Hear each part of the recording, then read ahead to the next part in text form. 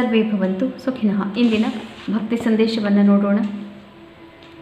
ಆಹುಃ ಸ್ವಯಂ ಋಷಯಃ ಸರ್ವೇ ದೇವರ್ಷಿರ್ನಾರದಸ್ತಥಾ ಅಸಿತೋ ದೇವಲೋ ವ್ಯಾಸಃ ಸ್ವಯಂ ಚೈವ ಬ್ರವೀಷಿ ಮೇ.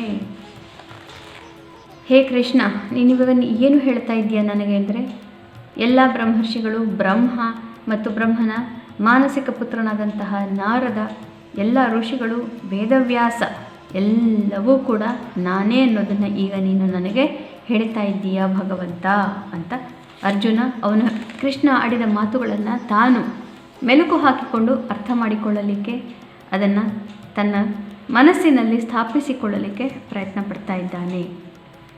ಇಂದು ಶ್ರೀ ಪರಾಭವನಾಮ ಸಂವತ್ಸರೆ ದಕ್ಷಿಣಾಯನೆ ಗ್ರೀಷ್ಮ ಋತೌ ಆಷಾಢ ಮಾಸೆ ಕೃಷ್ಣ ಪಕ್ಷೆ. ಇಂದು ಬುಧವಾರ ಸಪ್ತಮಿ ತಿಥಿ. ಇಂದು 6ನೇ ತಾರೀಕು ಗುರುವಾರ ಅಷ್ಟಮಿ ತಿಥಿ ಹಾಗೂ ಇಂದು ಭರಣಿ ನಕ್ಷತ್ರ. ಇಂದಿನ ಭವಿಷ್ಯವನ್ನು ನೋಡೋಣ. ಭರಣಿ ನಕ್ಷತ್ರದ ಅಧಿಪತಿ ಶುಕ್ರನಾಗಿರೋದ್ರಿಂದ ಇಂದು ಎಲ್ಲರಿಗೂ ಮಿತ್ರತ್ವದ ಅವಶ್ಯಕತೆ ಇದೆ ಅಂತ ಅನ್ನಿಸ್ತಾ ಇರುತ್ತೆ. ಮೇಷರಾಶಿಯವರಿಗೆ ಉತ್ತಮವಾದಂತಹ ದಿವಸ. ಎಲ್ಲ ರೀತಿಯಿಂದ ಮನಸ್ಸಿಗೆ ನೆಮ್ಮದಿ ಪ್ರಾಪ್ತಿ ಹಾಗೂ ಹಿಂದಿನ 4-5 ದಿನಗಳಲ್ಲಿದ್ದಂತಹ ತೊಂದರೆಗಳೆಲ್ಲ ಬಗೆಹರಿದಿದೆ. ವೃಷಭ ರಾಶಿಯವರಿಗೆ ಕಷ್ಟಕರವಾದಂತಹ ದಿವಸ. ಮಿತ್ರತ್ವಗಳಲ್ಲಿ ಒಡಕು, ಪಾರ್ಟ್ನರ್ಶಿಪ್ ಇತ್ಯಾದಿ ವ್ಯವಹಾರಗಳಲ್ಲಿ ಜಾಗರೂಕತೆ ಅವಶ್ಯಕ.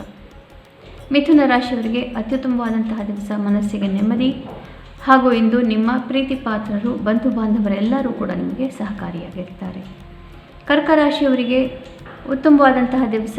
ಕಾರ್ಯಕ್ಷೇತ್ರದಲ್ಲಿ ಯಶಸ್ಸು ಪ್ರಾಪ್ತಿಯಾಗಬಹುದು ಹಾಗೂ ಕಾರ್ಯಕ್ಷೇತ್ರದ ಜವಾಬ್ದಾರಿಗಳಿಂದ ಮನಸ್ಸಿಗೆ ಸ್ವಲ್ಪ ನೆಮ್ಮದಿ ಇಂದು.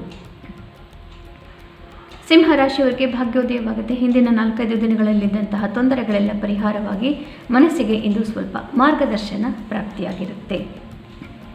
ಕನ್ಯಾ ರಾಶಿಯವರಿಗೆ ಭಾಗ್ಯೋದಯವಾಗುತ್ತೆ. ಹೀಗಾಗಿ ಹಿಂದಿನ 3-4 ದಿನಗಳಲ್ಲಿದ್ದಂತಹ ಪಾರ್ಟ್ನರ್ಶಿಪ್ ವ್ಯವಹಾರಗಳು, ತೊಂದರೆಗಳು ಇವುಗಳಿಂದ ಸ್ವಲ್ಪ ಮನಸ್ಸಿಗೆ ನೆಮ್ಮದಿ. ಆದರೂ ಕೂಡ ಇಂದು ನಿಮ್ಮ ಪ್ರೀತಿ ಪಾತ್ರರ ಸಹಕಾರ ನಿಮಗೆ ಅಷ್ಟೊಂದಾಗಿ ಇರೋದಿಲ್ಲ. ತುಲಾ ರಾಶಿಯವರಿಗೆ ಉತ್ತಮವಾದಂತಹ ದಿವಸ. ಪಾರ್ಟ್ನರ್ಶಿಪ್ ವ್ಯವಹಾರಗಳಲ್ಲಿ ಯಶಸ್ಸು, ಮನಸ್ಸಿಗೆ ನೆಮ್ಮದಿ, ದಾಂಪತ್ಯದಲ್ಲೂ ಸುಖ. ವೃಶ್ಚಿಕ ರಾಶಿಯವರಿಗೆ ಕಾರ್ಯಕ್ಷೇತ್ರದಲ್ಲಿ ಯಶಸ್ಸು, ಶತ್ರುಗಳು ಹಿಮ್ಮೆಟ್ಟುತ್ತಾರೆ ಹಾಗೂ ಇಂದು ಸಾಮಾಜಿಕ ಚಟುವಟಿಕೆಗಳಲ್ಲಿ ಮನಸ್ಸಿಗೆ ನೆಮ್ಮದಿ, ಜಯ. ಧನು ರಾಶಿಯವರಿಗೆ ಸ್ವಲ್ಪ ಕಷ್ಟಕರವಾದಂತಹ ದಿವಸ. ಇನ್ವೆಸ್ಟ್ಮೆಂಟ್ ಇತ್ಯಾದಿ ವ್ಯವಹಾರಗಳಲ್ಲಿ ಮನಸ್ಸಿಗೆ ಸ್ವಲ್ಪ ಕ್ಲೇಶ. ಧನ ಕೂಡ ವ್ಯಯವಾಗಬಹುದು, ಹಣ ಕಳ್ಕೊಳ್ಬೇಕಾಗಿ ಬರಬಹುದು. ಯಾರಿಗೆ ಮಕ್ಕಳಿದ್ದಾರೋ ಅಂತಹ ಪೋಷಕರಿಗೆ ಇಂದು ಮಕ್ಕಳ ಬಗ್ಗೆ ಹೆಚ್ಚಿನ ಜಾಗರೂಕತೆ ಅವಶ್ಯಕ. ಮಕರ ರಾಶಿಯವರಿಗೆ ಸ್ವಲ್ಪ ಕಷ್ಟಕರವಾದಂತಹ ದಿವಸ. ತಾಯಿಯ ಆರೋಗ್ಯ, ಕೋರ್ಟು ಕಚೇರಿ ವ್ಯವಹಾರಗಳು, ಸಂಸಾರದಲ್ಲಿ ತೂಗಿಸಬೇಕಾದಂತಹ ಸಮಸ್ಯೆಗಳು ಇವುಗಳ ಬಗ್ಗೆ ಹೆಚ್ಚಿನ ಗಮನವನ್ನು ನೀವೀಗ ಕೊಡಬೇಕು. ಕುಂಭರಾಶಿಯವರಿಗೆ ಉತ್ತಮವಾದಂತಹ ದಿವಸ. ಬಂಧು ಬಾಂಧವರು, ನೆರೆಹೊರೆಯವರಿಂದ ಮನಸ್ಸಿಗೆ ನೆಮ್ಮದಿ, ಸಹಕಾರ ಪ್ರಾಪ್ತಿ, ಆತ್ಮವಿಶ್ವಾಸ ತುಂಬ ಚೆನ್ನಾಗಿದೆ. ಮೀನರಾಶಿಯವರಿಗೆ ಸಂಸಾರದಲ್ಲಿ ನೆಮ್ಮದಿ, ಮನೆಯ ವಿಚಾರಗಳ ಬಗ್ಗೆ ಹೆಚ್ಚಿನ ಗಮನವನ್ನು ನೀವು ಕೊಡಬೇಕಾಗತ್ತೆ. ಪುನಃ ನಾಳೆ ಭೇಟಿಯಾಗೋಣ. ಅಲ್ಲಿವರೆಗೂ ನಿಮಗೆ ತಿಳಿದೇ ಇದೆ. ಗೀತಾ ಶ್ಲೋಕಗಳ ಶ್ರವಣ, ಪಠಣ, ಮನನ, ಲೇಖನವನ್ನು ಮಾಡೋದ್ರಿಂದ ಜನ್ಮಾಂತರದ ಪಾಪನಾಶ. ಶುಭಮಸ್ತು. ಶ್ರೀಕೃಷ್ಣ ಜಯತೆ.